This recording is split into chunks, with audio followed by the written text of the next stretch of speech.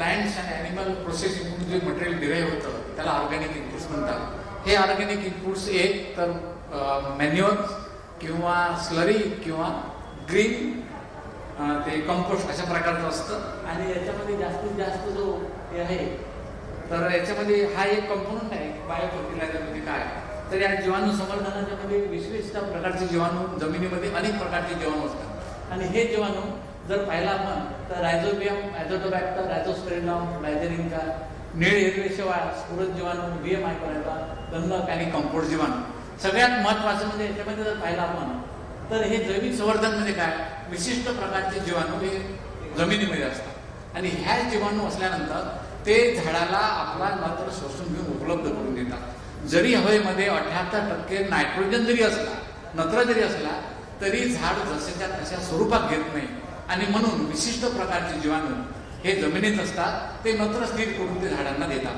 तर याच्यामध्ये जर पाहिलं तर हे जे विशिष्ट जीवाणू जे आहे हे याच्यामध्ये काय होतं की याचा उपयोग असा आहे की हे काही किडीला याच्यात नायनाट करतात, रोगजंतूला नायनाट करतात, जमिनीची सुपीकता वाढवतात, कर्ब वाढवतात, जमिनीचं उत्पादन, धान्य उत्पादन वाढते आणि जमिनीचा पोत होतो.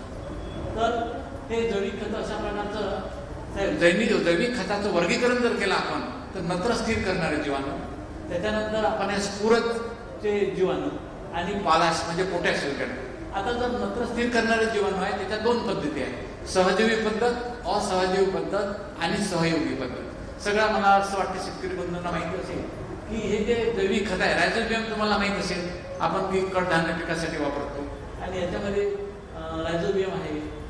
असहजीवी पद्धतीमध्ये ॲझोटोबॅक्टर आहे आणि ॲसिडोबॅक्टर म्हणजे याच्यासाठी कशासाठी, ऊसासाठी. स्फुरद करणारे जीवाणू काय आहे की जमिनीमध्ये विद्राव्य स्वरूपात जो फॉस्फरस आहे त्याला आपण जर द्राव्य करायचा असला तर जीवाणू शिवाय कोणताही पर्याय सध्या नाही. म्हणजे जीवाणू असलेच पाहिजे तरच ते होते, नाही तर होत नाही. जे काही खतं देतो आपण ते जमिनीमध्ये फिक्स होतात आणि म्हणून याचा जर उपयोग केला तर मला असं वाटते स्फुरदाची मात्रा सुद्धा आपण काही प्रमाणात कमी करू शकतो. तिसरा आहे पोटॅशियम बनवणारे जैविक खत. उदाहरणार्थ ज्या जमिनीमध्ये पालाश कमी आहे आणि अद्राव्य स्वरूपात असेल तर त्याला पोटॅशियम जीवाणू आपण वापरू शकतो. आता हे रायझोबियमचे आहे तर रायझोबियमच्या त्या जीवाणूसाठी विशिष्ट प्रकारच्या कडधान्य पिकामध्ये ज्या गाठी असतात त्याला ग्रंथी म्हणतात, त्याला रायझोबियमचे. आणि हे जर पाहिलं आपण तर सगळ्यात मोठा शेतकरी बंधूंना जे फसवण्याचं काही लोक करतात म्हणजे कृषी सेवा केंद्र, त्याच्यामध्ये 7 गट. याच्यात सांगण्याचं तात्पर्य आहे चवळी गट, हरभरा गट, वाटाणा गट, घेवडा गट, सोयाबीन गट, अल्फाल्फा आणि बरशी. सांगण्याचं तात्पर्य आहे ज्या गटाचं पीक असेल त्याच गटाचं जीवाणू संवर्धन वापरायचं.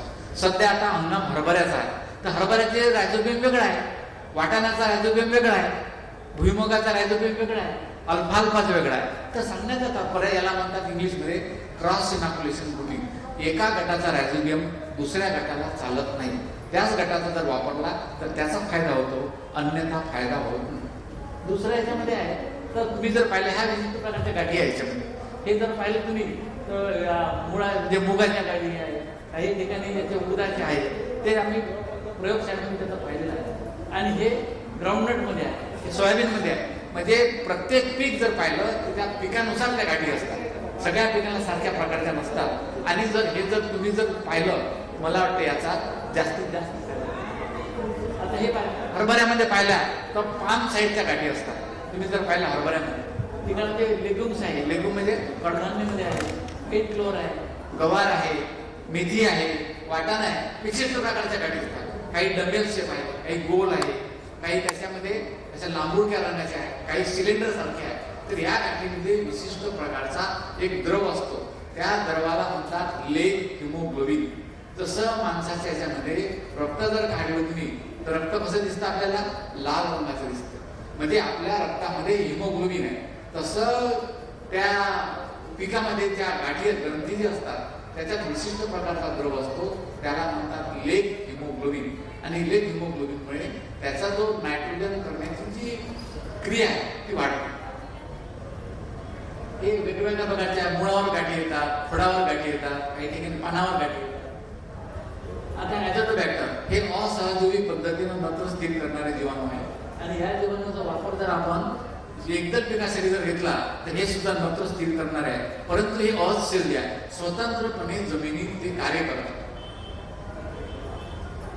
हे प्रयोगशाळेमध्ये आम्ही ते कसं दिसतंय मायक्रोस्कोप खाली आणि लॅबोरेटरीमध्ये ते दिलेलं आहे का? आता ॲझोस्पायरलम आहे, हे सुद्धा नत्र स्थिर करणार आहे. आणि हे काय सहयोगी पद्धतीने स्थिर करतात. हे जे ॲझोस्पायरलमचे जीवाणू आहे हे विशिष्ट प्रकारच्या मुळामध्ये जाऊन तिथं ते नत्र स्थिर करून ते झाडाला उपलब्ध करून देतात. सगळं सर्वसाधारणपणे पाहिलं आपण तर ऊस आहे, ज्वारी आहे, मका, बाजरी अशा पिकास एकदम पिकासाठी जर वापरलं तर निश्चितच याची आपण म्हणजे धान्य उत्पादनामध्ये आपण त्याची वाढ करू शकतो. तिसरं ॲझोस्पायरलम हे जे पाहिलं की तुम्ही ज्वारचं प्लॅन्ट आहे आणि ज्वार आता स्फुरत उगवणारे ज्वार. आता स्फुरत म्हणजे त्याला म्हणतात PSM, फॉस्फेट सोल्युबल मायक्रोऑर्गॅनिझम. हे दोन प्रकारचे असतात. एक आहे फॉस्फेट ऍब्सॉर्बर आहे, ऍब्सॉर्ब करून घेतात, आणि दुसरे जे जीवाणू आहे ते म्हणजे काय करतात की जमिनीतील अद्राव्य स्वरूपात आपल्याला फॉस्फरस द्राव्य रूपात करतात. म्हणजे त्याला म्हणतात PSB, फॉस्फेट सोल्युबल मायक्रोऑर्गॅनिझम. तुम्ही ऐकलं फॉस्फो आहे, फॉस्फोटिक आहे, ते वेगवेगळे प्रकारचे आहे. याच्यामध्ये बुरशी पण आहे आणि याच्यात जीवाणू पण आहे. आणि नायकोराचे जे नाव टाकलं मी, हे नायकोराचा हे ऍब्सॉर्बर आहे, हे सोल्युबलायझर नाही. हे फक्त नर्सरी जे क्रॉप ग्रोन आहे तिथंच ते याचा उपयोग होतो, अन्यथा याचा उपयोग होत नाही. त्याच्यानंतर हे त्याचे विशिष्ट झोन आहे त्याचे, व किती प्रमाणात तो द्राव्य करू शकतो, त्याची त्या जीवाणूची किती क्षमता आहे त्याच्या प्रकारे त्याच्या झोनवरून ते ठरवले जाते. आणि मग त्याचं विशिष्ट शिफारस विशिष्ट प्रकारच्या चाचणी ह्या प्रयोग ते घेतात ते ठरवतात. आता हे पाल्या सुलभवणार आहे, याच्यामध्ये आपल्या जमिनीत पाल्या भरपूर आहे, त्याच्यामुळे फार कमी लोक याचा वापर करतात. दुसऱ्या जैविक खतं आपल्या बुरशीनाशक वापरण्याच्या पद्धती. आता याचं तुम्ही पाहिलं, मी जे तुम्हाला सांगितलं की या विशिष्ट प्रकारचे जे बायो फर्टिलायझर जैविक संवर्धन आहे किंवा याच्यामध्ये आहे, हे कसं वापरायचं तर याच्या वापरण्याच्या पद्धती आहे की 10 किलो बियाण्यासाठी सर्वसाधारणपणे 1 किलो बियाण्यासाठी 25 ग्रॅम प्रति किलो बियाण्याला वापर करावा. आणि वापरल्यानंतर इमिजिएटली ते वाढवल्यानंतर त्याच दिवशी ते पेरायला पाहिजे, अन्यथा त्याच्यामध्ये मॉइश्चर ऍब्सॉर्ब केलं तर सीड खराब होतं. आता हे जैविक खताचे आमच्या इथं कृषी महाविद्यालय प्रश्न आहे की ऑर्गॅनिक शेती तयार करायची त्यासाठी काय केलं? मी सांगतो, माझं लेक्चर सांगा, मी देतो तुमचं उत्तर तुम्हाला. तर याच्यामध्ये हे काय आहे, हे जैविक खत आहे. आमच्या वनस्पती रोगशास्त्र विभाग, कृषी महाविद्यालय नागपूर, महाराज बाग पाहिले की तुम्ही तिथे, तर आमचा वनस्पती रोगशास्त्र विभाग आहे. आमच्या वनस्पती रोगशास्त्र विभागामध्ये शेतकऱ्यांसाठी फक्त आम्ही करेल दिवाणू तयार करतो आणि आम्ही विक्रीसाठी सुद्धा आहे. तर याचे हे आम्ही भाव दिलेला आहे वेगवेगळे 100 रुपये किलो प्रमाणे, बायोमिक्स 1-2. तर याच्यामध्ये तुम्हाला ज्या क्रॉपसाठी पाहिजे त्या क्रॉपसाठी आम्ही देतो. हे लिक्विड फक्त रायझोबियम सोडून लिक्विड आणि कॅरियर बेस हे दोन्ही. आता हे ट्रायकोडर्मा, आता अलीकडच्या प्रयोगच्या काळामध्ये ट्रायकोडर्माचा भरपूर प्रमाणात उपयोग होऊ लागला आहे. संत्रा बागायतदार असतील. आता ट्रायकोडर्मा म्हणजे काय, हे विशिष्ट प्रकारची एक बुरशी आहे. या बुरशीमुळे काय होतं की जमिनीमध्ये असंख्य प्रकारचे जीवाणू असतात. काही जीवाणू फायद्याचे असतात जे मी आता सांगितले, काही याच्यामध्ये रोग तयार होतो आणि तो रोग जर झाला तर झाडाच्या पूर्ण वाढीपर्यंत तो मुळातून तो ट्रान्सफर होतो आणि त्याच्यामुळे झाड वाढते किंवा त्याला वाढवी लागल्यानंतर काही ठिकाणी पुसतात. तर या रोगाचा जर नायनाट करायचा असला तुम्हाला तर ट्रायकोडर्मा या बुरशीनाशकाची बीज प्रक्रिया जर केली तुम्ही तर आपण रोग येण्यापूर्वीच बऱ्याच प्रकारच्या ज्या जीवजंतू आहे त्याचा आपण नायनाट करू शकतो. अशा प्रकारचे त्याला बायोलॉजिकल एजंट म्हणतात, म्हणजे बायो कंट्रोल एजंट म्हणून ते आहे हा. आणि हा कॉम्पॅटेबल आहे ह्या सगळ्या बुरशीनाशक. म्हणजे तुम्ही याचं कॉम्पॅटेबल म्हणजे ट्रायकोडर्माची ट्रीटमेंट जर दिली आणि जीवाणू संवर्धनाचा वापर केला तर हमखास करण्यात येतो. आता हे जे सांगितलं मी तुम्हाला ते बीज प्रक्रिया. आता मर रोग, तुम्हाला हरभऱ्यामध्ये मर रोग येतो की नाही, मूळ कुजऱ्या रोग येतो, हे येतात. परंतु याची जर बीज प्रक्रिया, हे बघा की बीज प्रक्रिया करणं हे सगळ्यात अत्यंत सध्याच्या घडीमध्ये आवश्यक आहे. बीज प्रक्रिया ही 2 प्रकारची आहे, रासायनिक बुरशीनाशकाची बीज प्रक्रिया आणि रासायनिक बुरशीनाशकाची बीज प्रक्रिया करायची नसेल तर तुम्ही जैविक बुरशीनाशकाची बीज प्रक्रिया करावी. बीज प्रक्रिया केल्यानंतर तुम्ही जीवाणू संवर्धन लावा, म्हणजे रायझोबियम आहे, PSB आहे, कंबाईन करून तुम्ही लावू शकता, त्याच्यामुळे फायदा होतो. समजा हे जर टळलं, तुम्ही समजा बीज प्रक्रिया केलीच नाही तर आताच्या क्षणी तुरीमध्ये भरपूर प्रमाणामध्ये विल्ट म्हणजे मर रोग आहे. आता ही जर केली असती तर कमीत कमी त्याला काही प्रमाण झालं असतं. एक वेळा विल्टिंग किंवा रूट रॉट जर आला तर तो रिकव्हरी होत नाही त्याची. कारण तो मरतो. परमनंट बिल्डिंग आला त्याला येत नाही. टेम्पररी बिल्डिंग जे म्हणतात ते झालं. ते टेम्पररी बिल्डिंग आहे, त्याला अनेक प्रकारचे कामं असू शकतात. परंतु याच्यात ऑर्गॅनिझम प्रमाणे जे होते आहे त्याच्यामध्ये जर आलं जीवाणूमुळे तर त्याचा मात्र तुम्हाला बुरशीमुळे जर मररोग आला किंवा मुळगू झाला किंवा फडकू झाला तर त्याला कंट्रोल नंतर करता येईल. त्या वेगवेगळ्या प्रकारचे म्हणजे शास्त्रीय पद्धती दिल्या. तुम्ही जर या चित्रामध्ये जर पाहिलं तुम्ही प्युअर आहे त्याच्यामध्ये Trichoderma treated plot of chickpea म्हणजे हरभऱ्याचा ट्रायकोडर्मा जो प्लॉट घेतात तो, आणि हा अनट्रीटेड म्हणजे त्याला आम्ही मराठी भाषेत नियंत्रकाचा प्लॉट म्हणतो. तर तुम्ही इथं मला दिसू शकते इथं तुम्ही इथं किती वेळ किती मररोग आला आणि किती आला. मला असं वाटतं शेतकरी बंधूंना चांगल्या प्रकारचं माहिती आहे. आणि आजकाल काय आहे की प्रत्येक प्रकारच्या याच्यामध्ये पॅकेट्समध्ये ते बुरशीनाशक किंवा जैविक देऊ लागले. आता निळे हिरवे शेवाळ आणि अजोला ही जे पान वनस्पती आहे, निळे हिरवे शेवाळ आणि अजोला ही फक्त धान पिकासाठीच वापरल्या जाते. हे जे निळे हिरवे शेवाळ आणि अजोला आहे त्याची वाढ पाणी आणि सूर्यप्रकाशशिवाय होत नाही. तर आपण फक्त मी हे निळे हिरवे शेवाळ जे आहे ते हे पण नत्र स्थिर करते 25-30 किलो नफर याच्यामध्ये. आणि हे एक पेशीय सूक्ष्मदर्शी हे शेवाळ आहे. शेवाळ जसं पाहिलं आपण 6 प्रकारचे शेवाळ आहे. ग्रीन आहे, येलो आहे, रेड आहे, त्याच्यानंतर ब्ल्यू आहे आणि ब्ल्यू ग्रीन आहे. तर याच्यामुळे हे नत्रच स्थिर करणार आहे आणि त्याच्यामुळे काही प्रमाणामध्ये, परंतु हा भात पिकासाठी त्याचा वापरला जातो. हे निळे हिरवे शेवाळ आता याच्या वेगवेगळ्या प्रकारच्या प्रजाती आहे. कोणत्या ॲनाबोन आहे, ॲथॉप्सिस आहे, सिलेंडोस्पर्म आहे. तर ह्या वेगवेगळ्या प्रकारच्या जाती आहे. परंतु सगळ्याच्या जाती मी तुम्हाला सांगितल्या ह्या नत्र स्थिर करतात. आता हे अजोला आहे, ही पानावर तरंगणारी पान वनस्पती आहे. ही पण हवेतील 30 ते 40% नत्र उपलब्ध करून देतो. अजोलाच्या याच्यामध्ये झाला काय की अजोलामध्ये एवढे काही पिकं सांगतो याच्यामध्ये 20 ते 30% उत्पादनात वाढ होते. बरोबर आहे. आणि ज्या धान घेणारे शेतकरी असतील त्याचं धान काढल्यानंतर त्या जमिनीत कडक येतात, कारण त्या एकच घेतात. आणि याच्यामध्ये आपल्याला जमिनीमध्ये जोपर्यंत सेंद्रिय पदार्थ, सेंद्रिय कर्ब जर तुम्ही वाढवणार नाही तोपर्यंत त्याचा फायदा होणार नाही. आणि म्हणून हे हिरवळीचं खत सुद्धा अजोलाला म्हणतात. तर एक प्रश्न आहे, भरड जमीनमध्ये आपण कोणतं उत्पादन घेऊ शकतो? भरड जमीन भरपूर आहे आमच्याकडे, तिथे उत्पादन कोणतं घ्यायचं?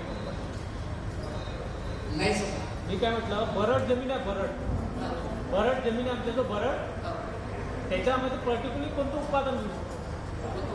हा, भरड काहीची माती नाही, भरड आहे, भरड जमीन आहे त्याच्यामध्ये पर्टिक्युलरली कोणतं उत्पादन घेऊ शकतो? भरड जे जमीन आहे की त्याच्यामध्ये तुम्हाला फळबाग लावायची आहे का त्याच्यामध्ये? नाही, आहे आमच्या 10-12 एकर शेती आहे. आम्हाला तिथे भरड आहे, आम्हाला त्याच्यामध्ये चांगल्या डेव्हलप करायचं आहे. नाही, भरड जमिनीमध्ये काय तुम्हाला पहिले त्याच्यामध्ये तुम्हाला सेंद्रिय सामू मोजायची. हा, तर त्याच्यामध्ये कसं आहे की तुम्हाला शेणखत पहिले घालावं लागेल त्याच्यामध्ये. आणि शेणखत घातल्यानंतर तुम्हाला सेरिगेशन तुमच्या सुव्यवस्था जर असेल तर बरं लवकर येणारे पीक जर असेल तर भूगुडीत आपण घेऊ शकतो. माती समजा चेंज करून आपण त्याच्यात माती चेंज केली, भरडचं आहे जे भरडचं आहे त्याचा वावर, त्याच्यामध्ये माती आपण चेंज केली, माती आणली आपण दुसरून हा माती बाहेरून आणून त्याच्यात डेव्हलप करायचं, असं माझं प्लॅनिंग आहे. त्या जमिनीचं टेस्टिंग करून टेस्टिंग सॉइल टेस्ट करा. अच्छा, सॉइल टेस्ट केल्यानंतर काय करते हां त्याच्यात काय ते सांगू ते त्याच्यात ऍड करा. आता तुम्ही बाहेरून आले की नाही जमीन ते माती तिथे टाकली तर त्याचं एक सॅम्पल घ्यायचं आणि सॅम्पल घेऊन सॉइल टेस्टिंग म्हणतात त्याचा नत्र आहे, स्फुरद आहे, पालाच आहे, सगळं टेस्ट करून घ्या तुम्ही. म्हणजे ते शेतीसाठी उपयोगी होईल ते. म्हणजे तुम्हाला त्याप्रमाणे ते पिकअप पद्धती ठरवता येतात. समजा खूप नायट्रोजन असेल तर आपलं दुसरं पिकं घेता येतं, म्हणजे तुम्हाला फर्टिलायझरचा डोस आहे तो कमी करता येतो. म्हणजे त्या हिशोबाने तुम्हाला काय करावं लागेल, पिकं टेस्ट केलं त्याच्यात कोणतं कमी आहे त्या हिशोबाने त्याला ऍड करून कोणती पिकं त्याच्यावर घेता येईल ते आपल्याला डिसाईड करता येईल. फळं पिकं घेता येईल का, पिकं घेता येईल. आता हा जो चार्ट हा तत्ता जो दर्शवतो तुम्हाला, तर तुम्ही आतापर्यंत जेवढे ते काही पिकं घेतले तुम्ही अजूनही मी तुम्हाला सांगतो, ज्या वेळेस तुम्ही कडधान्य पिकं घेतली, रबीची असो की खरीपातली असो, त्याच्यावर दुसरं येणारं जे पीक आहे चांगल्या प्रकारे म्हणजे जमिनीमध्ये नत्राचं प्रमाण वाढवतं की नाही ते. तुम्ही कोणते सोयाबीन घेतलं असाल त्याच्यात रोग खूप चांगला येतो, किंवा पुढच्या वर्षात हे आपलं इस्टॅब्लिश म्हणजे स्थापित झालेलं म्हणजे शास्त्र आहे, त्याच्यामध्ये काही हे नाही. आणि म्हणून याचा उपयोग जो आहे आता अलीकडेच आपण काय बरं आपण रासायनिक खताची मात्रा आपण कमी काय करू लागलो, कारण बऱ्याचशा लोकांच्या जमीन खराब होत चालल्या. नुसतं तेच रासायनिक खत आणि त्याच्यामध्ये बाकी आपण काही त्याच्या सेंद्रिय पदार्थ किंवा दुसरे काही कंपोस्ट टाकलं नाही. म्हणून तो भाग जो आहे तो रासायनिक खताची मात्रा कमी कसं करू शकतो, आणि बायोलॉजिकल एजंट जे आहे ते बायो फर्टिलायझर आहे, जैविक संवर्धन, त्याची मात्रा कमी करून आपण कशा प्रकारे उत्पादन होऊ शकतो, तो आपला खरा उद्देश आहे. त्या कपाशीमध्ये आम्ही जो प्रयोग घेतला, आता याच्यामध्ये काय आहे, त्याच्यात ओपन शक्ती वाढवली. आता 2 प्रयोग घेतले, एका याच्यामध्ये ॲझोटोबॅक्टर लावलं आणि दुसरं मी तर त्याला काहीच लावलं नाही. ह्या तक्त्यावरून असं दर्शवतो की जवळपास 66.6 आणि त्याच्या 69 म्हणजे 70 म्हणजे जवळपास याच्यातली जर मला 4-5% त्याची वाढ झाली, आणि म्हणून हे लावणं हे आवश्यक आहे. अशाच प्रकारे सोयाबीनचं सुद्धा आम्ही घेतलेलं आहे, आणि सोयाबीन ह्या नत्र आहे. ह्या चार्टवरून तुम्हाला असं दिसतं की ह्या नत्र गाठी जी आहे की नाही, ह्या गाठी 3 प्रकारच्या आहेत. कोणत्या? एक आहे ह्या गाठी म्हणजे याला म्हणतात गर्ती, दुसरा याला म्हणतात नॉट, आणि तिसरा आहे काय म्हणतात त्याला, एक ह्याच्यात जी अशी गाठ येते त्याला नेमॅटोडची गाठ म्हणतात, त्याला सिस्ट फॉर्मेशन होते. तर हे ह्या जे गाठी आहेत त्याच्यामध्ये जीवन आहे, म्हणून त्याला गाठ म्हणतात, ग्रंथी म्हणतात. तर ज्या वेळेस रायझोबियम वापरलं त्या वेळेस रायझोबियमच्या ग्रंथी वाढल्या, आणि हे जर नत्राचं प्रमाण तुम्ही जर केलं 30 किलो नत्र आणि त्यामध्ये रायझोबियम जर लावलं तर त्याचं 87.80% म्हणजे ह्या नंबर म्हणजे या नत्राच्या गाठी प्रति झाडा एवढ्या याच्यामध्ये आलं. आणि हे जे तिकडे वाढ दिसते तुम्हाला 23.09 26.33 ती झालेली वाढ आहे. अशा प्रकारे जर आपण जर केलं तर निश्चितच प्रमाणे वाढ होईल. हे अजोलाचे आहे म्हणजे आता माझा हा चार्ट आहे, आणि अजोलामध्ये गडचिरोली जिल्ह्यामध्ये एक राजीव गांधी संशोधन एक कमिशन आहे मुंबईमध्ये, त्या संस्थेमार्फत आपण त्या अजोलाचा प्रचार आणि प्रसार केला. अजोला हे जरी पान वनस्पती असलं तरी ते एक चांगला चारा म्हणून जनावर दुधाळ जनावरांसाठी एक चांगला चारा म्हणून एक पर्याय आहे. मत्स्यपालन करण्यासाठी, पोल्ट्रीसाठी, ॲनिमल फीडसाठी त्याचा चांगला वापर होतो, आणि सिंपल तंत्रज्ञान आहे. तुम्ही स्वतःच आपल्या घरी हे अजोला आम्ही मातृ culture free of cost department of plant technology वनस्पती रोगशास्त्र विभागामार्फत आम्ही 250, 300, 500 ग्रामपर्यंत देतो. शेतकऱ्यांनी ती वाढवावं आणि त्याने स्वतःच तयार करून स्वतः सुद्धा विकू शकतो तो इतक्या, कारण याच्यामध्ये 5 ते 6% नायट्रोजन आहे. किती?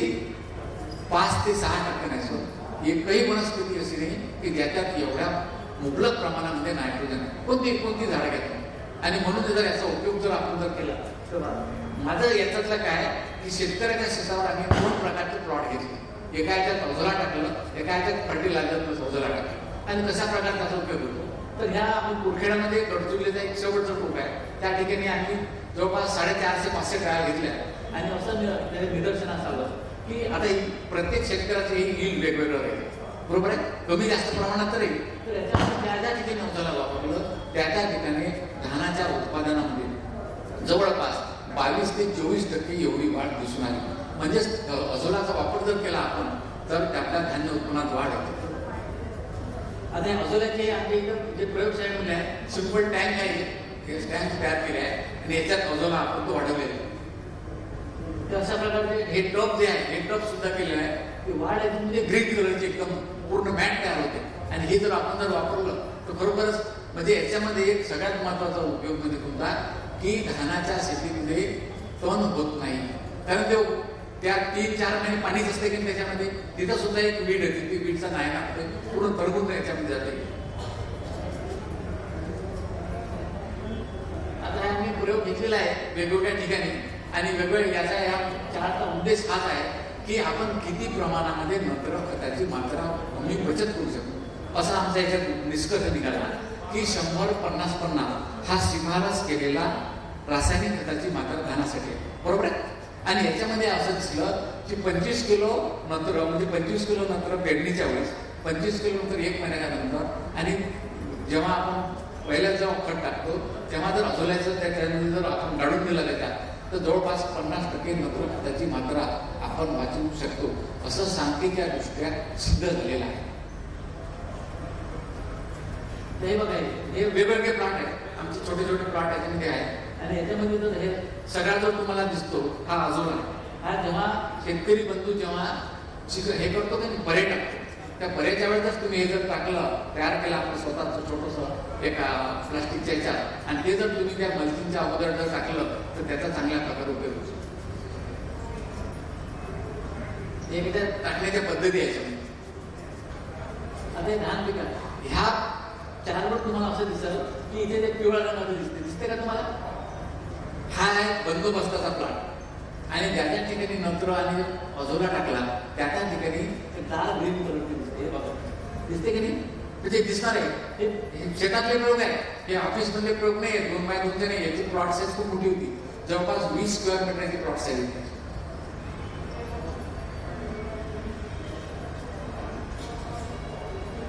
आणि याचं तंत्रज्ञान आहे, शेतकऱ्यांना जे तंत्रज्ञान देतो आम्ही, त्याला बेड पण देतो, आणि जे लागणार आहे इनपुट आहे ते फ्री ऑफ कॉस्ट. हे याचे जे चार्ट आहे हे सगळे चार्ट आम्ही सगळे ते गडचिरोली जिल्ह्यामध्ये आम्ही राबवतो, आणि त्याच्यामध्ये खूप चांगल्या प्रमाणात शेतकऱ्याचा रिस्पॉन्स आम्हाला तिथे दिसून आलेला. शेतकरी शेतकरी या ठिकाणी चर्चा सत्र घेऊन त्या ठिकाणी त्या बाजूला. आता याच्यामध्ये पहा, हा जो अजोला मी तुम्हाला सांगितलं, आता तुमचं त्याच्यामध्ये कदाचित विश्वास नसणार नाही, तो काय सांगते हे तुमच्या समोरचं चित्र आहे. ज्या शेतकऱ्यांनी धान निघाला आणि दुसरा यावेळेस धान घ्यायचा होता तेव्हा इमिडिएटली त्याने अजोला टाकलायचा, आणि हा अजोला टाकल्यानंतर त्याचा तुम्ही पहा आता किती ग्रोथ झाली. आता हे अजोला काढण्याच्या पद्धती, हा जमिनी म्हणजे हिरवळीचा मत आहे की नाही, हे जमिनी तुम्हाला काढून द्यावं लागेल. तर ह्याच्या जमिनीमध्ये ट्रॅक्टरच्या सहाय्यानं करा किंवा बैलजोडीच्या सहाय्यानं करा. दिसलं तुम्हाला? हा जो हे बघ, पूर्ण याच्यामध्ये छान प्रकारे याचा अजोलाचा वाढ झालेला आहे. दिसत तुम्हाला हे बघ, हे पूर्ण किती सुंदर याच्यामध्ये जायला पण घेतलेलं आहे. म्हणजे एकदम मॅट जवळपास 3-4 सेंटीमध्ये इंचाची अशी ग्रोथ झाली. त्याला पाण्याचं प्रमाण किती लागते? काय पाण्याचं प्रमाण पाणी त्याला 10 सेंटीमीटर पाणी पाहिजे त्याला. घरी जर असला पाणी जास्त आवश्यक नाही. हा? पाणी जास्त आवश्यक नाही. पाणी बिना पाण्यानं वाढत नाही. हे 12 महिने उत्पादन होऊ शकतं. बारीक. आता हा जो प्रकार आहे की नाही, हा 7x4x1 चा बेड आहे. ह्या बेडमध्ये काय करायचं, पाणी भरायचं 10 सेंटीमीटर पर्यंत, आणि त्याच्यामध्ये शेण असते ना आपलं, शेणाचं द्रावण करून त्यात टाकायचं, अजून टाकायचं. ही त्याची ग्रोथ आहे. हे शेतकऱ्याच्या शेतात आहे. गडचिरोलीमध्ये आपण घेतलेलं आहे. हे टँक आहे, टँक मध्ये याची ग्रोथ कशी दिसते. हे बेड आपण दिलेलं शेतकरी म्हणतो ना, ते पोल्ट्री फीड म्हणून चांगलं आहे याचं. म्हणजे तुमची काय, तुमची जे कॉस्ट आहे, जे कोंबड्याला जे खाद्य घालू शकता, त्याच्यामध्ये जवळपास 25% कॉस्ट आपण कमी करू शकतो. ही ग्रोथ बघायची, वाढ बघायची तिथे. प्लास्टिकची शीट्स देऊ शकता. याच्या वेगवेगळ्या म्हणजे जे आपलं प्लास्टिक जे मिळते तुम्ही जे झाकून ठेवतात, जे कशामध्ये वापरतात, सोयाबीन काढल्यावर वापरतो, गंजीवर जे वापरतो ते सुद्धा प्लास्टिक. आता याच्यामध्ये पुन्हा आपण ते बायोपेस्टिसाइड जे मेटारिझम आहे, न्यूमोरिया आहे, बिवेली आहे, हे सुद्धा आपण वापरू शकतो. याला बायोलॉजिकल कंट्रोल एजंट म्हणून किडीसाठी आपण चांगला उपयोग करू शकतो. धन्यवाद. छोटासा व्हिडिओ एक मिनिट. अगोदर त्या शेतकऱ्याचा विश्वास बसत नव्हता, पण आम्ही जेव्हा हे करून दाखवलं तंत्रज्ञान, तेव्हा त्यांनी मला